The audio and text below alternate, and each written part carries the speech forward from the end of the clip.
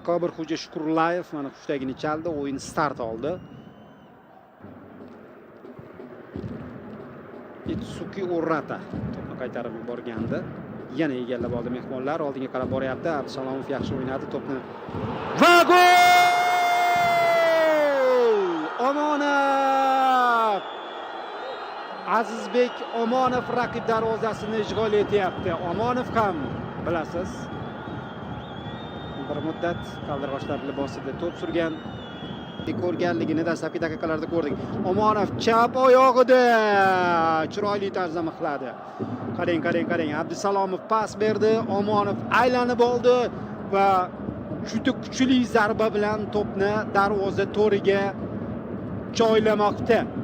Abdumallo Abdujalilov to'p yo'nalishini topdi, lekin Aziz juda kuchli zarba yo'llagandi. Navbahor Buxoro o'yinni kuzatgandi.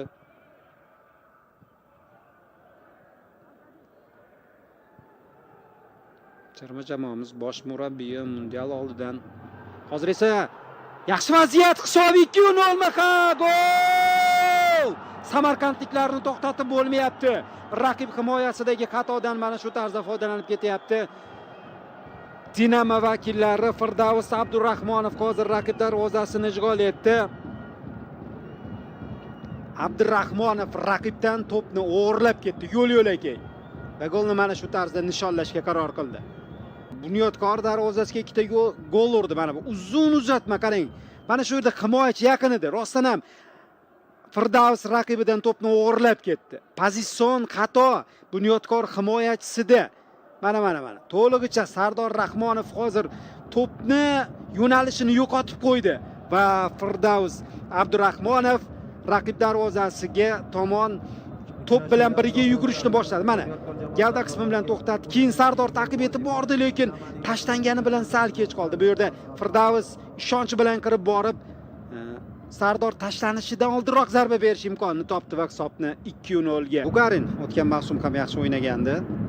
Yaxshi saviyadagi futbolchi Bugarin. Endi esa Rasul Yo'ldoshev bo'sh hududdan jarima do'chasi tomon boryapti. Tepadi Rasul zarba. Kuchsiz tepdi Rasul. Bunaqa zarba uchun Bunyodkor himoyachilari yo'l qo'yib beryapti. Burchak zarbalar bo'yicha 2-0 Bunyodkor oldinda ekan, yuqoridan to'p oshirildi va darvoza to'g'siniga to'p tegib qaytdi.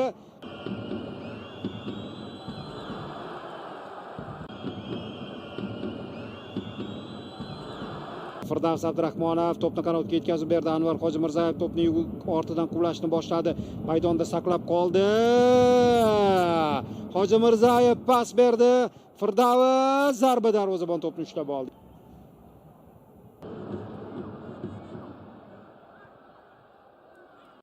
Asadbek Rahimjonov Bugarin bilan o'ynadi. Marko Bugarindan uzun pas, Urrata pas berdi, birga bir vaziyat. Zarba, lekin Bunyodkor vakili hozir juda ham zo'r imkoniyatni ko'kka sovurdi. Jahongirbek Abdusalomov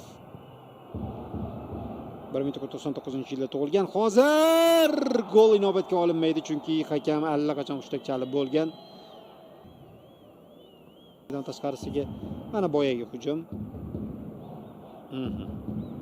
Anvar Jahongir darvozabonga nisbatan qoida buzishgan. Mana zarba yo'llandi. Mana shu joyda. Keyin mana Jahongirning o'zi to'pni olib qo'yishdi.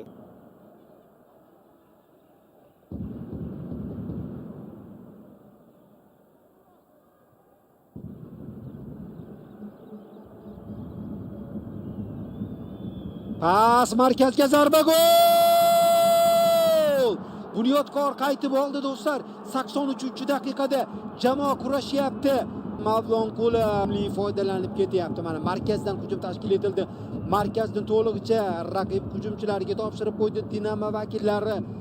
Yaponiyalik futbolchi Urrata aniq pas berdi va to'pni to'xtatmasdan turib darvozabon uchun murakkab tarzda darvozaga yo'naltirgan Mavlonqulov gol urib, nomini tabloga yozdirib qo'ymoqda. Samuraydan ajoyib pas bo'ldi. O'yinni o'qidi. Yana pas berdi. Muzaffar yuqoridan qarama-qarshi tarafga to'pni ko'tardi. Zo'r nuqta bor. Urrata ichkariga. Bugarin zarba. Golmi? Yo'q. Zo'r lekin. Superligani sust chempionat deb, bizni Superligani navbatchi o'yinlarga to'la deb kim aytdi? Bekor aytibdi. Ha, endi lekin Osiyoda baribir o'z o'rni bor u ligani. Sadriddin Hasanov akalarning orasida baribir tengdoshlarining orasidagidek his etmayapti o'zini. Darvozabon qutqargan do'stlar. Bugarin Hasanovga u darvozaga tegdimi yo'q?